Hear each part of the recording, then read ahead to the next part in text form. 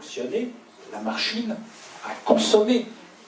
Tant que notre système sera basé sur la croissance et la machine à consommer, les technocrates sont logiques avec eux-mêmes. Il faut dire, si les Français ne font plus d'enfants, ils ne se posent pas la question qu'ils en sont à l'origine, ou qu'ils font couper le truc. Parce que ça, idéologiquement, ils s'attaquent la famille. Donc, ils se sont lancés là-dessus. Donc, il faut compenser.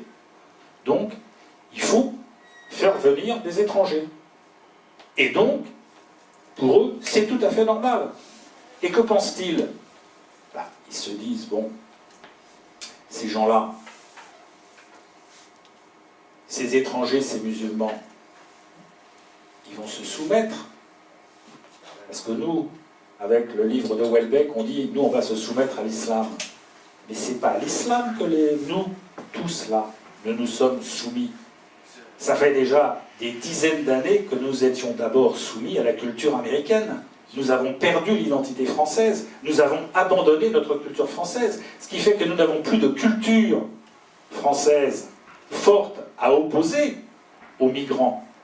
Parce que la culture américaine que nous supportons, écoutez ce qu'on écoute sur les radios, les films que nous regardons, les séries que nous regardons.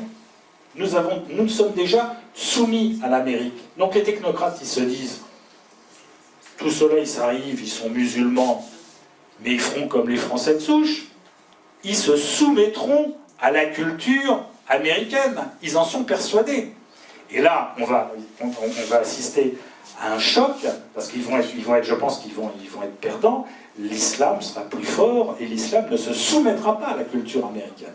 Mais dans leur tête, ils sont persuadés que la culture américaine va normaliser les migrants.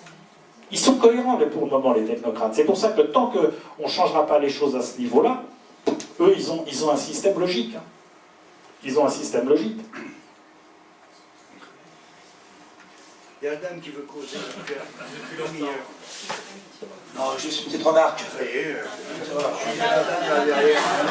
Ça fait une demi-heure qu'elle veut causer. Bon, alors, tu nous as parlé donc par définition de l'alphabétisation des adultes. Mais dans le même temps, avec le regroupement familial, il y avait évidemment le problème de l'alphabétisation des enfants. Et donc c'est l'éducation nationale qui en a été chargée. Et la question que je me posais finalement, c'était de savoir si la réforme Abi n'était pas un moyen aussi de répondre à cette question de l'immigration, c'est-à-dire dans les années 70 déjà. Puisque finalement, au fil des ans, tout s'est effondré, on en est arrivé encore à la réforme du lycée, et puis là maintenant, le bac, etc. Donc, bah oui, je parle, mais je ne sais pas si ça va marcher, c'est vrai. Si, ça va. Si, c'est bon. Ça va. Ouais, c'est vrai. Alors donc, voilà, ma question, elle est là. Ah, c'est mieux. Ma question, elle est là. Donc, savoir si finalement, parallèlement à la question de l'alphabétisation des adultes, l'alphabétisation des enfants d'immigrés n'est pas l'une des raisons pour lesquelles on a complètement laminé le système éducatif français. Voilà. Parce que le pourcentage... Au moment de la réforme Abi, les enfants d'immigrés ne sont pas trop nombreux encore. Hein. Ils vont commencer à arriver, mais ils ne sont pas encore... je me souviens de la réforme Abi. Je me souviens plus de ce que faisait la réforme Abi. La suppression de l'examen d'entrée en 6e, le collège... Collège unique, ouais. Je n'ai pas fait ce rapprochement entre l'éducation, parce que c'est l'époque là où, enfin, soyons clairs, ça part à volo dans tous les sens, hein, tout bête. J'ai pas fait de rapprochement avec l'immigration. Au même titre que là, dans le phénomène de l'alphabétisation, j'ai pas du tout abordé le problème de la seconde génération, qui est énorme, hein, de ces jeunes qui sont pas français, qui sont plus algériens. Enfin, c'est d'une complexité sans nom. On a fait des gens qui sont nulle part, hein, des générations d'enfants immigrés qui sont nulle part. Hein. C'est une véritable, d'ailleurs, j'allais dire, c'est une véritable bombe dormante. La bombe, elle a explosé en Syrie et en Irak, ils sont partis faire le djihad. Hein.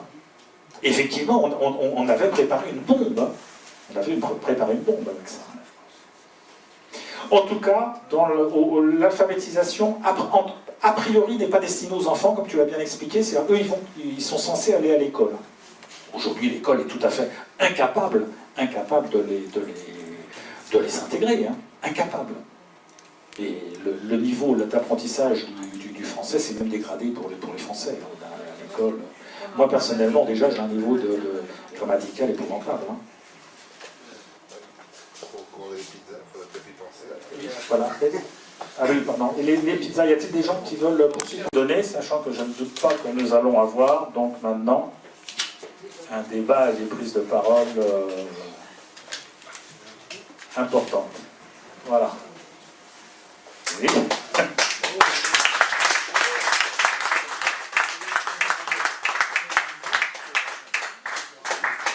Oui. Vous avez parlé des Portugais, beaucoup des Portugais. Oui. Je ne suis pas portugais, Oui. mais je suis généalogiste.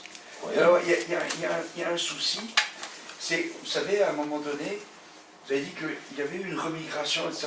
On a l'impression qu'ils ne sont pas restés là. Il y en a qui sont restés, bien Beaucoup, entendu. énormément, Oui. parce que Non. je vous expliquais, bah si, je vous expliquais quelque chose.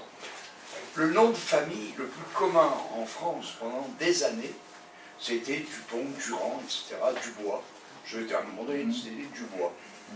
Vous savez lequel c'est maintenant le nom de famille le plus commun en France? Garcia. Ah non, non, non, non. C'est Da Silva. C'est Da Silva. Donc les Portugais se sont intégrés en France de façon, j'allais dire, quasiment colossale. Pour qu'un nom de famille portugais, papa, il y en a énormément qui sont restés. Alors, Et le succès de je la langue ne dis française... pas, j'ai été excessif, vous comprenez bien que moi je suis obligé de simplifier. Je suis obligé de simplifier. Mais ce qui est clair, c'est qu'il y a eu... C'est intéressant pour nous de voir que, parce que, il y a eu un succès. vous savez, il y a des expressions qui sont utilisées, on parle du grand remplacement, Oui. on parle de la remigration. Il est intéressant de voir que des mouvements de remigration, on a déjà assisté, et ça se fait très vite. Donc, massivement, les Portugais sont rentrés chez eux, et il y a, pour information, il y a un autre phénomène qui se passe chez les Portugais aujourd'hui, c'est qu'ils retournent travailler maintenant en Angola, au Mozambique. Pas en Guinée, mais ils retournent là-bas, c'est-à-dire ils n'ont pas laissé, malgré une guerre qui a duré presque 20 ans, ils n'ont pas laissé de mauvais souvenirs hein, là-bas. Ah non, non, mais... On a parlé des pieds noirs tout à l'heure en disant qu'il y avait 1 million de pieds noirs qui étaient rentrés. Il faut savoir que des pays portugais que je viens d'évoquer, il y a 500 000 Portugais qui sont revenus dans les mêmes conditions et aussi rapidement que les pieds noirs. Ça, on le sait pas en France. Hein. Et vous savez qu'en Algérie, à l'heure actuelle, vous avez Bouteflika qui est liquide. C'est incessamment sous peu, peut-être ce soir, il va mourir. On le sait, ça. Une fois que Bouteflika est mort, c'est foutu. C'est-à-dire c'est le bordel en Algérie, c'est une catastrophe. C'est-à-dire que le FLN, etc., qui tient le pouvoir, va se déchirer. Et d'ailleurs, attendez, la moitié des familles du FLN actuellement sont en France, ils ne sont pas en Algérie, parce qu'ils ne peuvent pas y rester. Ce qu'il faudrait souhaiter, c'est justement, comme vous dites, il faudrait que nous retournions en Algérie. Pourquoi pas? Pourquoi pas? C'est un pays qui est en ruine, qui était... On en a fait le grenier, ça a toujours été le grenier à blé de l'Afrique, jusqu'à ce qu'on s'en aille. Il faudrait y retourner, c'est tout. Oui, mais il faudrait... C'est pas impossible. Oui, je ne sais pas. Là, si vous voulez, là, vous commencez à entrer, vous commencez à entrer dans... Voilà ce qu'il faudrait faire. Moi, je ne vous cache pas qu'aujourd'hui, personnellement, je suis incapable de dire ce qu'il faut faire. Ce que je sais, c'est que l'alphabétisation, c'est un alibi. Ça donne beaucoup d'argent à beaucoup d'associations pour un résultat quasi nul, et ça c'est scandaleux parce que c'est l'argent du contribuable. Oui, ça je peux l'affirmer. Par contre, je suis moins à l'aise pour donner des solutions sur le traitement du problème que maintenant j'appelle de migration musulmane. Hein. Pour moi, on oui, non, mais parce que là... Mais on peut peut-être demander à Amaury, qui doit avoir des propositions à nous faire en termes de solutions. Vous en avez, Amaury? journée, mais est-ce qu'on peut les lire au pub? Bah, venez, allez, venez. Depuis le temps que... Allez, venez prendre le micro. Allez. Vous serez filmé, là. Venez. Allez, Amaury.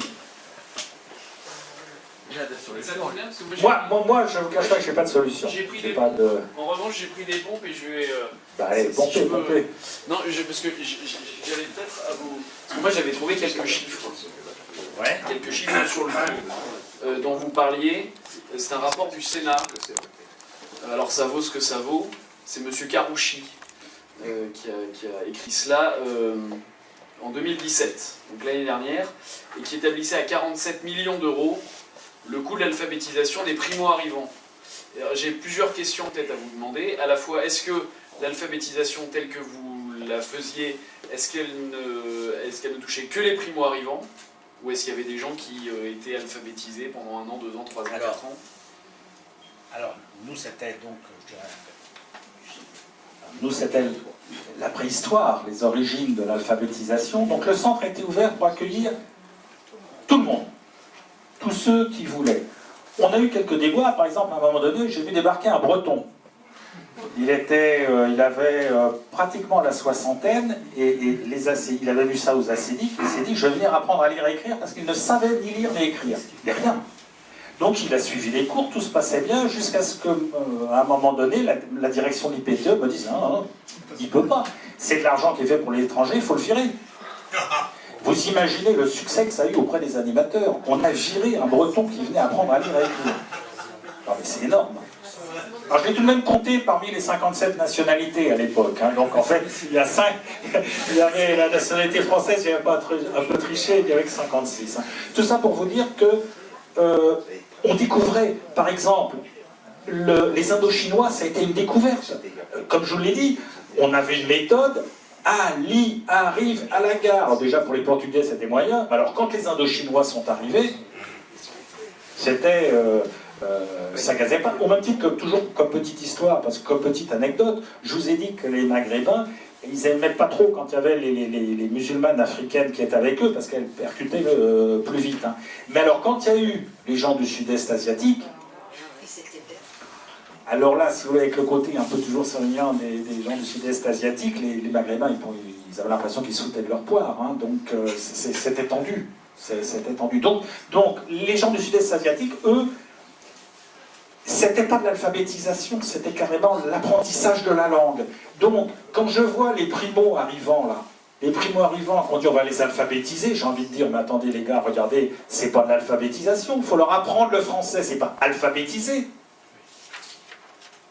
Alphabétiser, je vous rappelle, c'est apprendre à lire et à écrire. L'enseignement d'une langue étrangère, c'est autre chose. Donc déjà, là, vous voyez, ils ont rien retenu, rien compris de dizaines d'années d'essais d'alphabétisation. Et ça, je l'ai constaté. Il n'y a pas de bilan qui soit fait. Vous êtes dans une entreprise, maintenant, on vous suit, hein, dans le management, je suis bien placé, j'y étais, on donne des objectifs avec des courbes, on dit « Ah, toi, tu devais atteindre 90, tu as fait 85, ça va pas. » Et puis on va plus loin. Comment tu vas faire le mois prochain pour t'améliorer? En alphabétisation, c'est drelin, budget, bon, ça y va, on demande des comptes, non, vous en voulez plus, vous avez certainement raison. Et on envoie l'argent. On envoie l'argent, sans se poser de questions. Pareil, les méthodes devraient être différentes, suivant les populations adressées. Ali arrive à la gare, ça va pas pour les Portugais. Et en fait, pourquoi il y avait Ali arrive à la gare? C'est parce que au niveau des sons, avec les Algériens, il fallait travailler les sons, pas avec les Portugais. C'était pas, il n'y avait pas besoin.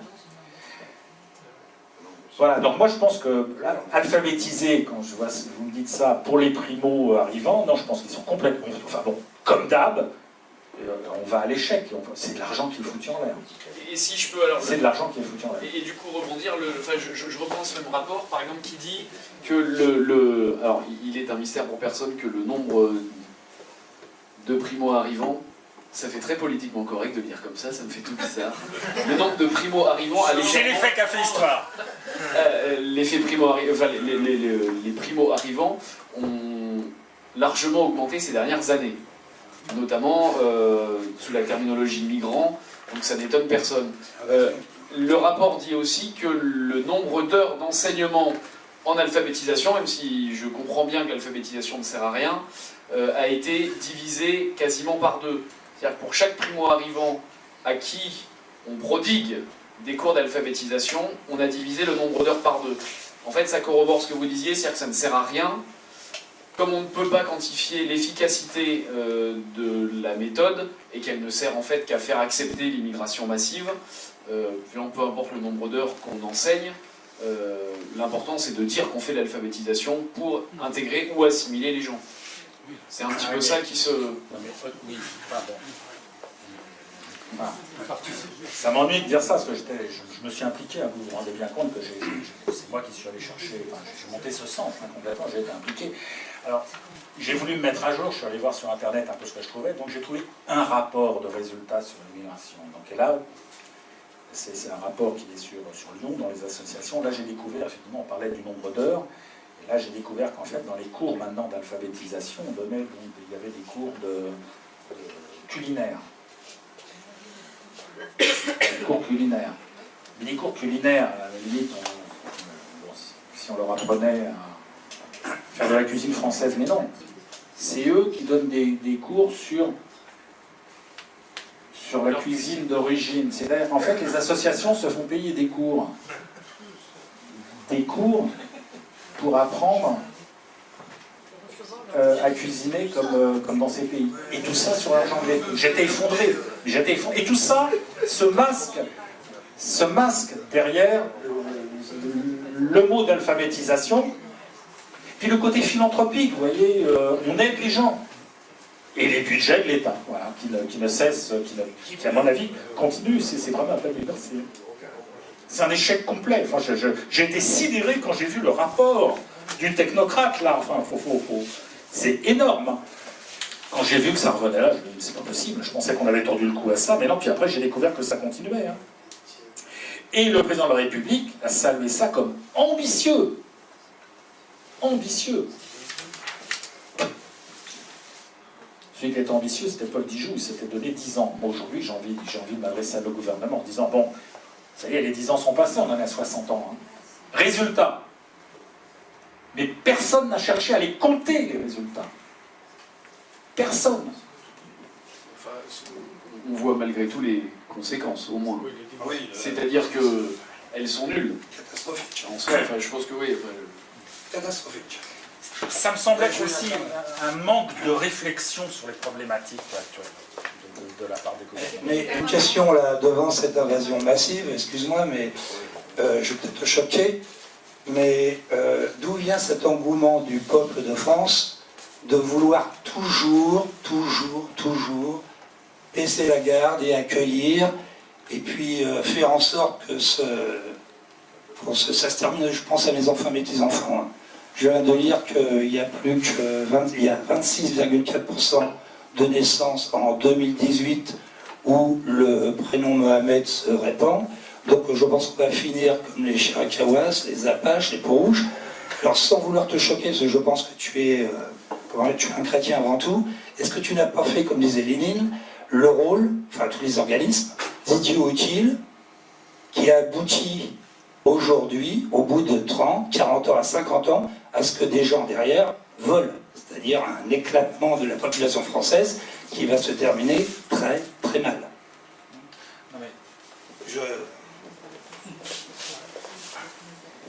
Non mais, clairement oui, c'est-à-dire que j'ai participé au phénomène. À l'époque, si vous voulez,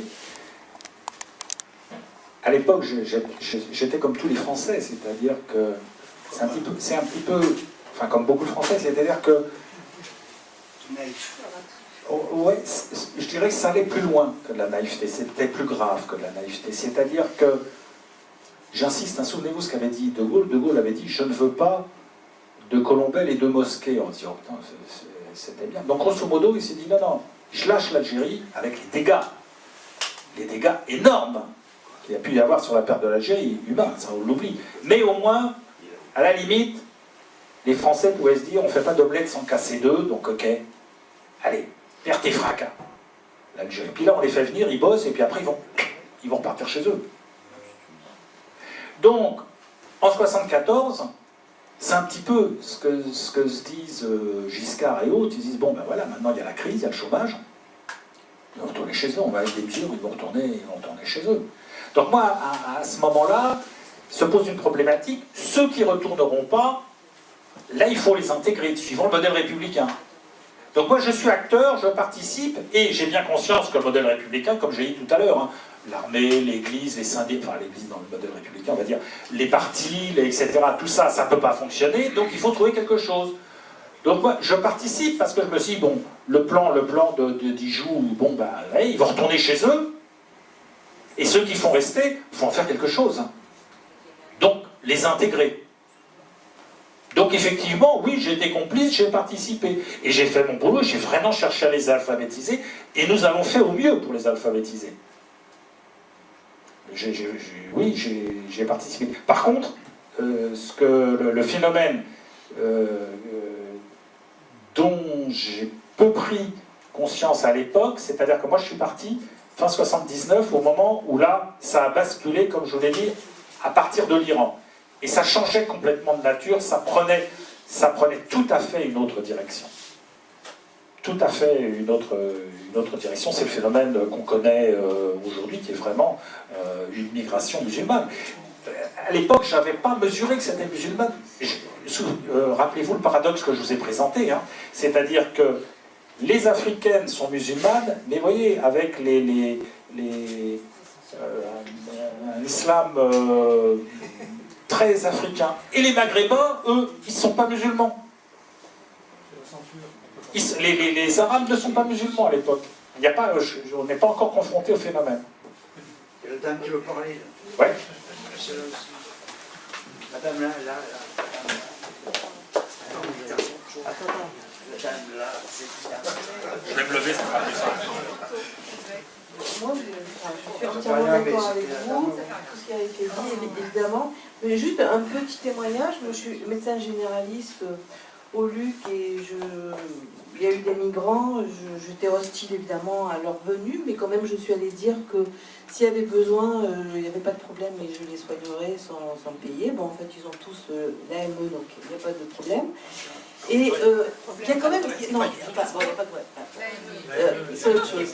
Mais ce que je voulais dire, c'était par rapport à la communication. Il y a quand même beaucoup de choses qui ont changé.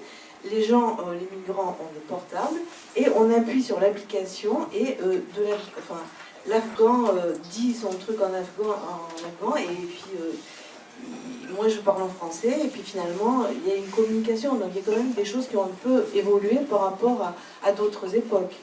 J'ai beaucoup soigné aussi, ces migrants sont dans un foyer où j'ai soigné moi les vieux Chibani qui sont en train de rentrer au pays parce qu'ils ont vieilli, ils sont très malades, donc ils rentrent et ce sont des gens qui n'ont jamais appris le français.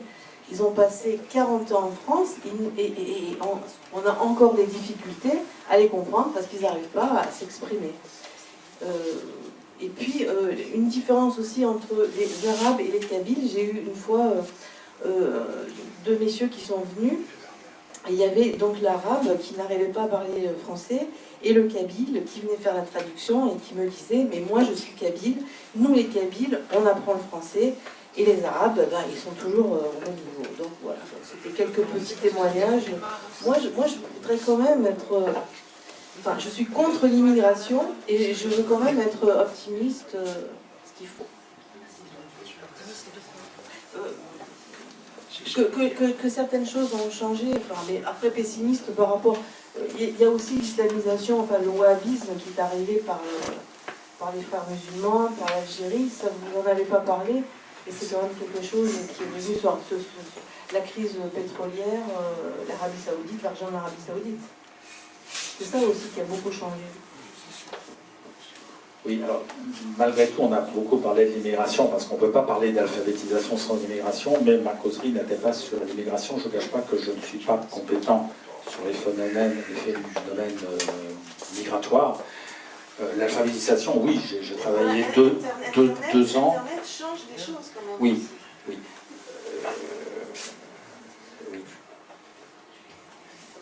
Moi, je pense que personnellement, mon point de vue, c'est je ne suis pas sûr qu'il faille, en termes de priorité, d'abord adresser les effets. C'est-à-dire essayer de s'attaquer au phénomène migratoire. C'est-à-dire écoper l'eau qui rentre dans la barque. Vous pouvez écoper, l'eau rentrera toujours. Je pense qu'il faut mieux chercher à identifier l'origine du problème, les causes, et essayer de régler les causes. Aujourd'hui, l'immigration, d'une certaine... elle est voulue. Elle est voulue par nos gouvernements. Quand je dis ça, je ne fais pas du tout du complotisme. Je ne vois pas de complot de la part du gouvernement. Je ne vois pas non plus des technocrates victimes du politiquement correct. Je ne vois pas non plus une classe technocratique d'État idiote.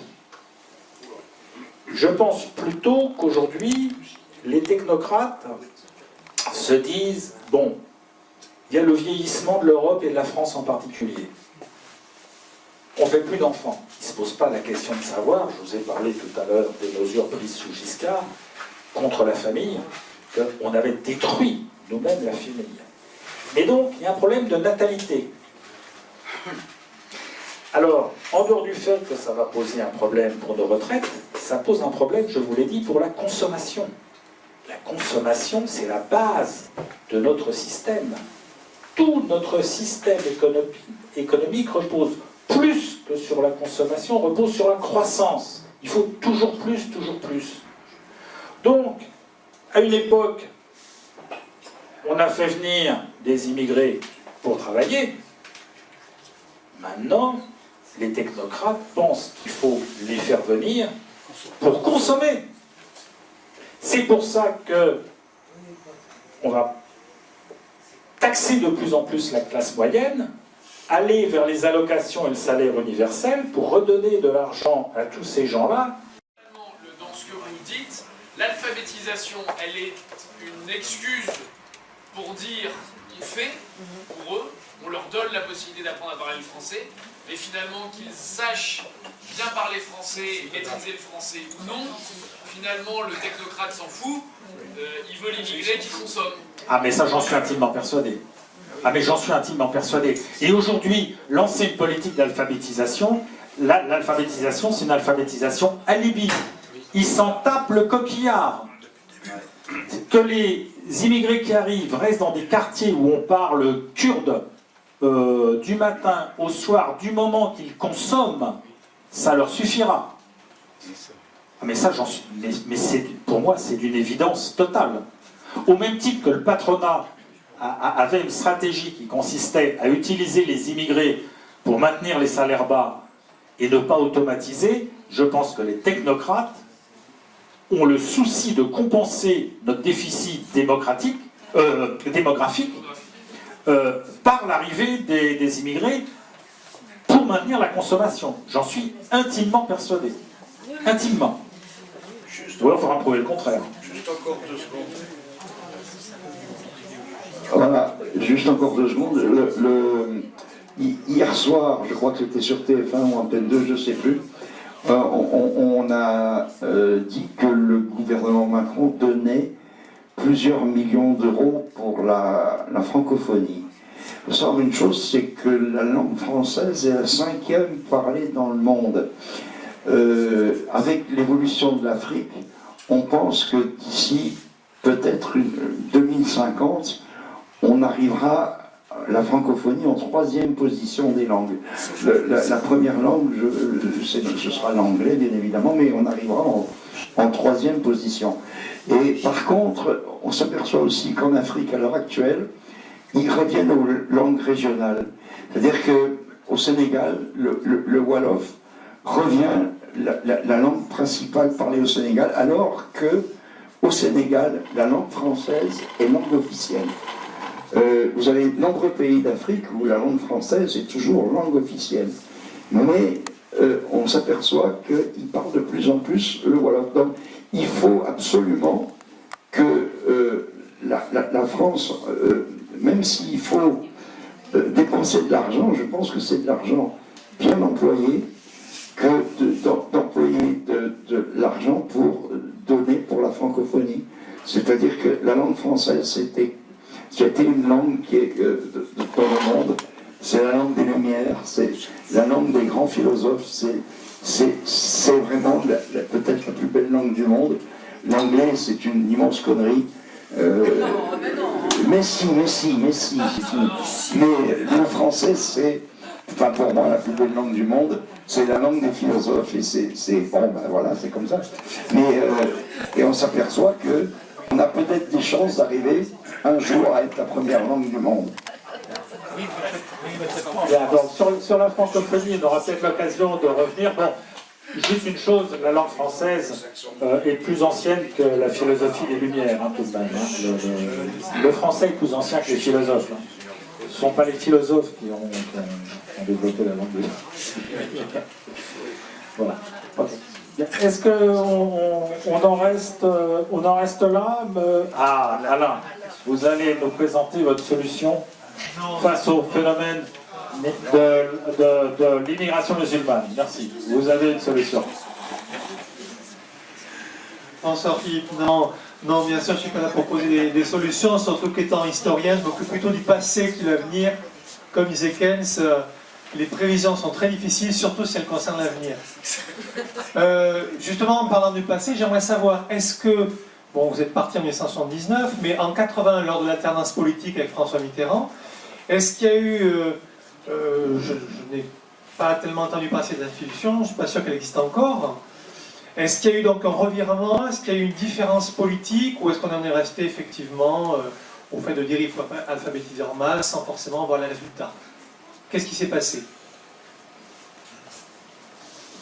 Alors, l'alphabétisation, on le voit bien, d'ailleurs, Amaury nous a sorti les éléments, n'a cessé d'augmenter parce que dans l'administration, quand on commence à mettre un processus en marche, on ne l'arrête pas.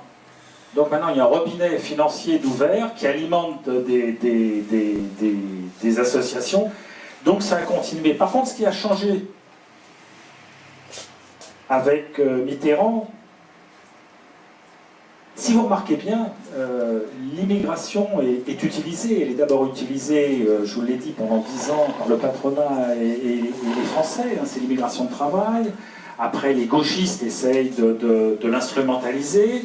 Il y a une tentative hein, de revirement, mais Mitterrand lui-même va utiliser cette immigration. Mais Mitterrand, il va porter surtout son poids sur la seconde génération.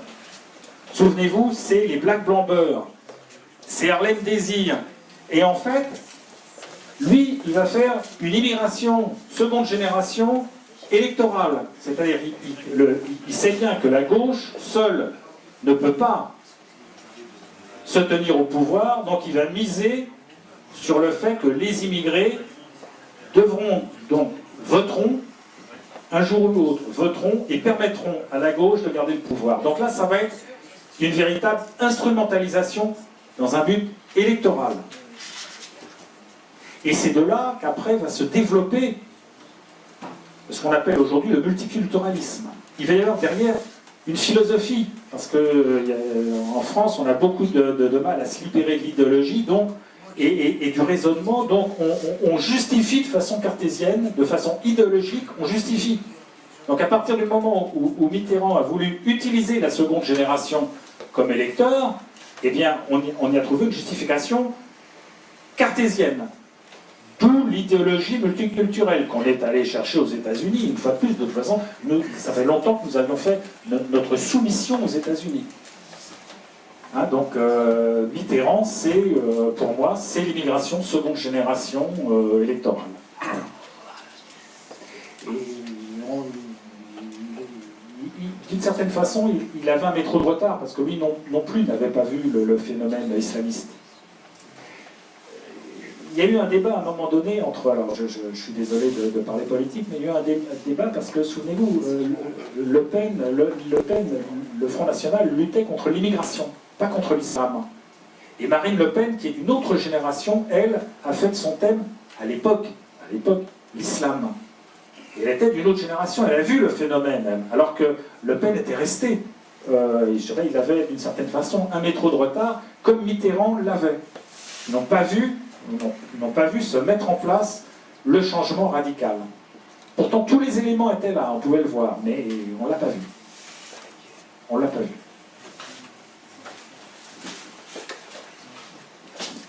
Juste un petit couplet sur nos dirigeants. Ça me tient un petit peu à cœur. Je crois que demain, nos dirigeants se convertiront, s'il le faut, à l'islam. Ça se voit un peu déjà dans le 93, je viens de la région parisienne, je connais très bien. Et on déploie un tapis rouge à beaucoup de choses qui ne devraient pas être.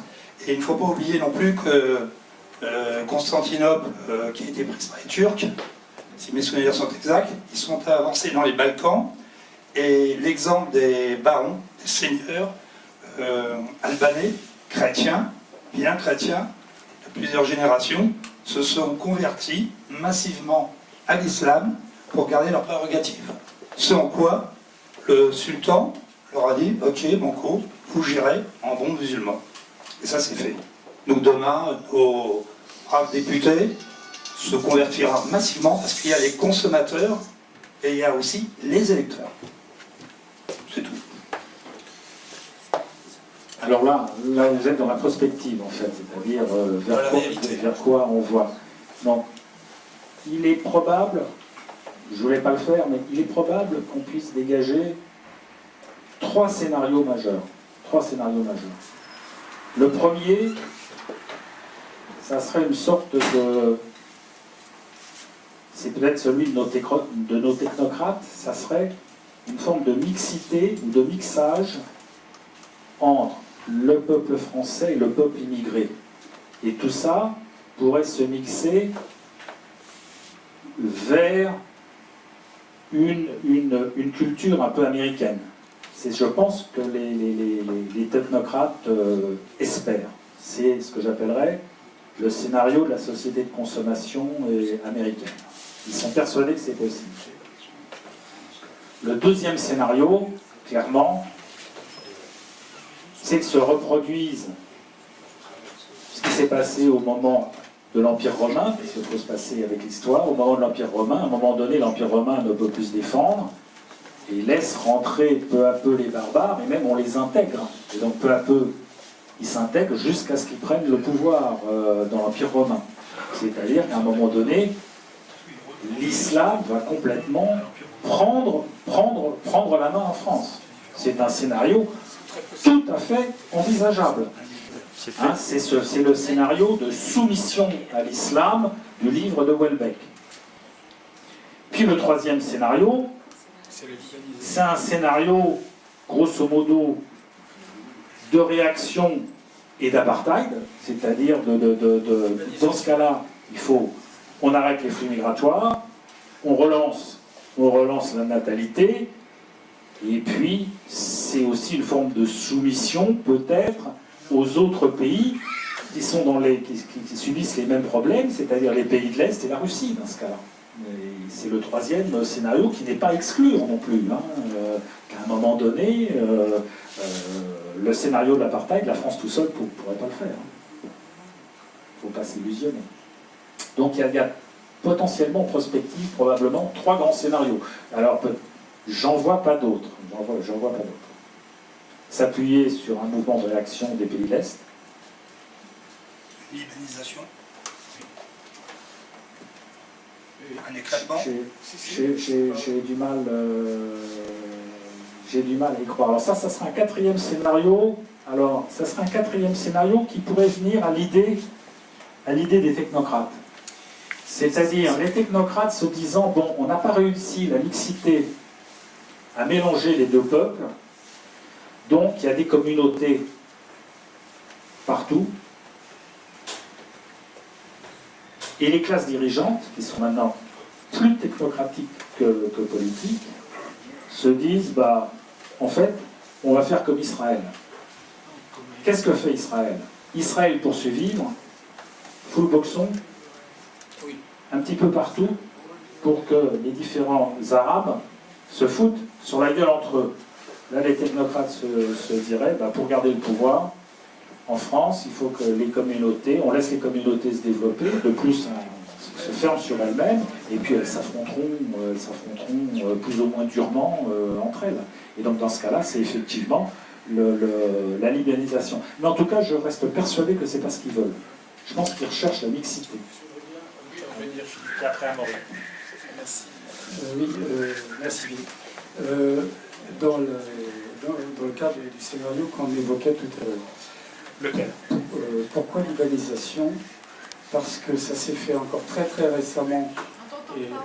Oui, je disais ça s'est fait très très récemment en Europe, puisque la Serbie a éclaté grâce aux États-Unis d'ailleurs, grâce à l'OTAN, et où on a fait intervenir les forces de l'ONU pour protéger des populations qui cherchaient à envahir, à massacrer les Serbes. Et ça, on a inversé, en quelque sorte, on a désinformé et retourné le système. Et aujourd'hui, les camps d'entraînement des djihadistes sont au Kosovo. C'est assez curieux. Et c'est en plein cœur, c'est juste en face de l'Italie. C'est tout à fait en plein cœur des Balkans. Alors, c'est tout à fait réalisable. Ce même scénario est tout à fait réalisable. Eh bien, pourquoi pas, je sais pas, dans le Massif central ou n'importe où. Et à ce sens-là, ça rejoint parfaitement ce que Raspail envisageait. C'est-à-dire qu'à un moment donné, il y ait scission entre les différentes populations, les différentes ethnies, certaines ne voulant pas s'intégrer ou apportant leur civilisation ou obligeant une soumission. Mais ça ne sera pas dans le Massif central, hein, ça sera à Marseille. Oui, mais moi j'entends par là. Non, j'entends par là parce que.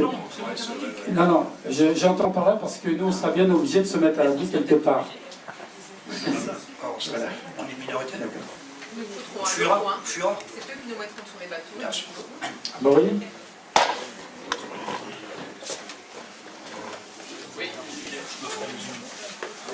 Si je puis me permettre, il y a aussi un scénario qui n'est pas totalement inenvisageable, même si ou un cinquième, parce qu'on était au quatrième, même si la situation n'est pas réjouissante, il y a quand même sur le territoire français une majorité d'autochtones.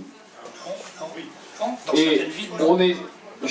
Excusez-moi, je parle seulement en fait du territoire français. C'est sûr que si on va à Roubaix, on se rend compte qu'il y a peut-être une moitié de la population qui n'est plus une population autochtone.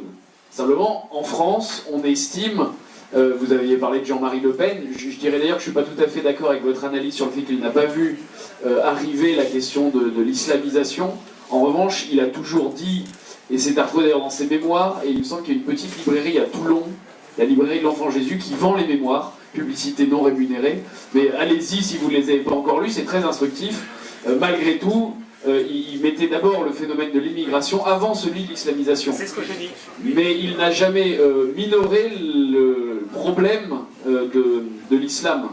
Mais il y a donc une cinquième théorie qui serait possible, qui est celle de la réimmigration, et qui s'entend de manière assez simple, puisque le phénomène de mondialisation est une constatation, de par les transports, les télécommunications. Si jamais les gens ne se sentent plus ici en sécurité, ne se sentent plus ici aidés, ne se sentent plus ici entretenus, je crois qu'il y a un phénomène très naturel qui fait que beaucoup partiront. Et on peut tout à fait raisonnablement estimer que dans ceux qui exprimeront un attachement à la France, on aura la possibilité de les assimiler. Et quand je dis qu'il y a quand même une majorité d'autochtones, c'est que c'est un petit peu ça. On peut estimer entre 15 et 20 millions le nombre de Français, parce que, hélas, ils sont Français au moins de papier, puisque la natalité des Français de souche fait qu'on est parti d'un socle de 40-45 millions qui n'a pas tellement évolué depuis. Or, quand on nous annonce 65 millions, alors on peut considérer qu'il y a en France entre 15 et 20 millions de personnes qui ne sont pas d'origine. Je pense que là-dedans, il y en a toute une partie. Si jamais il y a une politique volontariste, mais ça c'est juste un choix politique. Vous parliez de la Russie, vous parliez mais peut-être même les États-Unis d'Amérique aujourd'hui. S'il y a la volonté politique de réaffirmer à la fois la fierté des valeurs, le refus de l'assistanat, les libertés pour les gens qui, vivant et travaillant ici, peuvent décemment vivre de leur travail et du produit de leurs efforts. Je crois qu'il y a un moment où il y a toute une partie quand même de Français de papier ou d'immigrés qui n'ont pas encore la nationalité, qui n'auront qu'une seule évidence, ils dégageront et ils rentreront chez eux très simplement, très naturellement, parfois en étant un peu poussés aussi. Voilà. Ça c'est le scénario, alors je vais me faire plaisir, hein, plutôt, c'est le scénario de la réaction. Alors tout de même, quelques éléments, parce que je me suis tout de même si je ne vais pas l'aborder, j'ai essayé de voir. À l'heure actuelle, si on stoppe le flux migratoire, plus d'entrée de migrants, la population dite de souche sera minoritaire à la fin du siècle, ou au début du siècle suivant. Si on stoppe, aujourd'hui si on stoppe, on est terminé, vous ne rentrez plus, on bloque tout. On deviendra, les Français de souche, compte tenu de la démographie, seront minoritaires à la fin du siècle. Ce qui revient à dire que si vraiment on veut réagir, c'est pas suffisant, il faut plusieurs choses. Il faut, inverser le phénomène, c'est-à-dire relancer une remigration. On a vu que ça s'est déjà fait. Ça s'est déjà fait, c'est faisable. Moi, je pense que c'est faisable. Donc, il faut inverser. Deuxièmement, il faut relancer la natalité, la démographie française et la natalité, c'est-à-dire changer de politique familiale, c'est-à-dire aller très très loin dans le mouvement de réaction culturelle. Et troisièmement,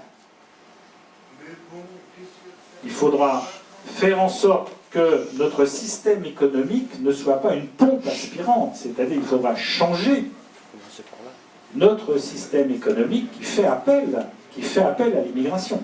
Il y a ces trois éléments. Hein. Ça fait beaucoup, mais effectivement, il faut l'espérer en tout cas. C'est aller très loin, et à mon avis, c'est aller vraiment très loin dans les élections. Hein. C'est vraiment aller très loin. Mais pourquoi pas? En tout cas, on peut l'espérer. Hein. Un phénomène inquiétant, c'est que l'armée française elle-même est complètement polluée de ce côté-là. Si demain il y avait un conflit, admettons, Algérie-France, je ne donne pas un pouillème de temps pour que l'armée française soit libérée, écrasée, liquidée. Dans l'armée française, j'en connais des Algériens qui m'ont dit « ouais, pas de problème, je tire, mais peut-être pas sur mes frères algériens ». Et ça, de ce côté-là, je ne sais pas si nos dirigeants en sont conscients. Et on est toujours dans la politique du bisounours. Non, je pense que l'armée a pris conscience. Oui. Alors là, un doute. Même dans la gendarmerie.